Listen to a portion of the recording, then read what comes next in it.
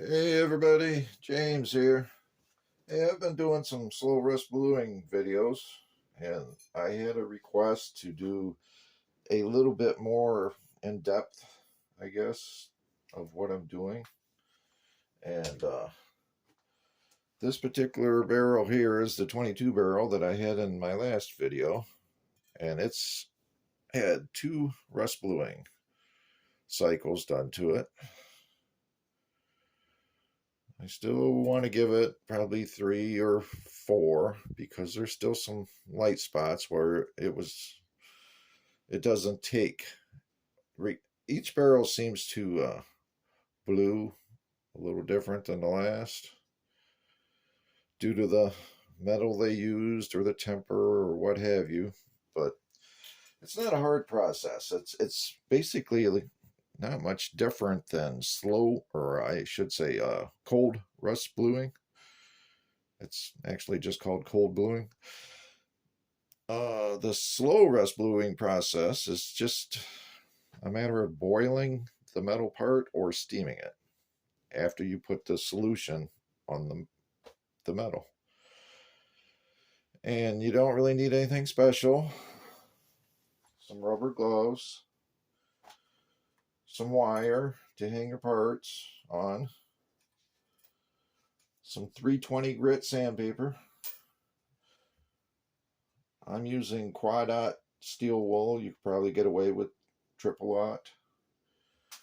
I use a little bit of alcohol to degrease the metal parts after I've touched them. They say this, and then also this Barrel Brown solution. It's made by Laurel Mountain.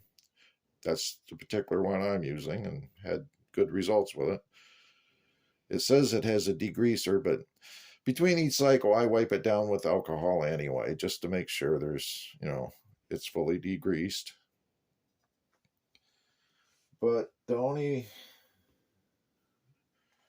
and you can, after this is steamed or browned, you put solution on it, you let it brown, get a little thin film of rust on it. Then it'll have like a hazy, I don't know, flaky surface on it. You can just take a fine steel wool and do what they call carding it and get that scale off of it. And then you steel wool it. Or you can just use the steel wool. I've done it both ways. It works. You don't really have to have the stainless brush, but you can do it all with this. It's not that hard to steel wool it off. Only takes a few minutes. The only trick to it is, see, I use these gun cleaning patches to apply the solution. These work great. Here's one here. When you apply the solution, you only want a thin film on this. You don't want to have it drenched or anything like that, or you'll have problems. Just take the solution and do that. Turn it as you do it. Go full length of it, turn it, full length, turn it, and go all the way around like that. And that's it. Then you hang it up and let it rust. Almost dropped it. Just hanging it by the wire. And they say it only takes 3 to 4 hours, and that's if it's humid out. And that's true. But now the humidity dropped. It's only been like 50%. I got to let it hang for 24 hours. Just in my loading room, I let it hang. Usually the next day it'll have a nice thin film of rust on it. And that's what you want. You got to have rust to convert to this bluing. As long as you are patient and let it actually rust, get a thin film of rust, everything will go fine. It's doesn't make sense to boil it or steam it if it doesn't have rust. If it's got to have rust to convert, because that's all this process is doing, is converting rust to some form of black oxide And that's your bluing. And once you're done with this whole process, and I found it takes 3 to 4 cycles. I like to do 4. On my 1911, I did 5. But I wanted a deep, rich black. If you look at this, let me see if I can get it closer. This is a fully blued piece right here. And you compare it. That's what this would look like if I soaked it down in oil. But it still has a little bit of gray in it. So I'm going to give it, and this is only 2 cycles, I'm going to give it 4. To make sure that when I put the oil on it, it looks this black. I want a deep, rich black. So anyway, now I'll take you outside, if I can pause this, and I'll show you the steaming process. Okay, this is my turkey fryer, my pan. You see I've got a 4-inch flange on the top bolted to the pan. Right there is a piece of 4-inch PVC that I have slots cut in the top, and there's a dowel rod hanging off the top, a propane tank, and all that good stuff. So all you do, once this is rusted, you come over here, put the wire on the dowel rod, drop your barrel in there,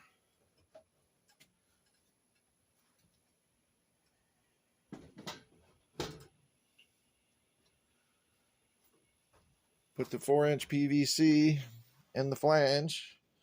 Of course, you wanted to have your water boiling as you did this, so you got to have leather gloves in case that you had the pipe on there or whatever. But you definitely want the leather gloves to take the pipe back off when you're done.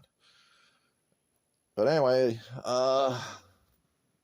15-20 minutes is how long you want it to steam. I normally put just an old piece of wood like this on top, just for a cap, to keep as much steam in there as I can.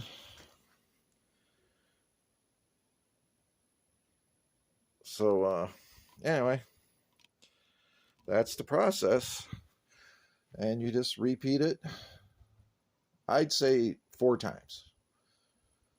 You may want 5 or 6 if you want to get really obsessive about it, but I've got some really good blue jobs with 5 cycles. So there you go. Hope that helps you guys out there. Nothing real complicated about it. And making this steamer is probably the easiest process, because you can do it if you have a gutter, that's a piece of gutter that's 3-4 feet long, and end caps JB welded together, and maybe a double burner electric hot plate. But that all just seems, the boiling part to me seems like, a lot more work. The steamer works great. And I might add, you can also use this steamer as a humidity box. Instead of boiling the water, just hang the part in there after you put the rust solution on the barrel, and leave the water just hot. Turn your flame down on the turkey fryer. Leave the water just kind of misty hot. I'm probably talking 100 degrees or so. And that'll actually build up enough humidity inside that tube that it'll quick rust the part, and you can get it done in a weekend real easily. At least get 4 cycles done. Because even with the humidity box, it may still take 3 to 4 hours to get that nice thin film of rust on the metal parts.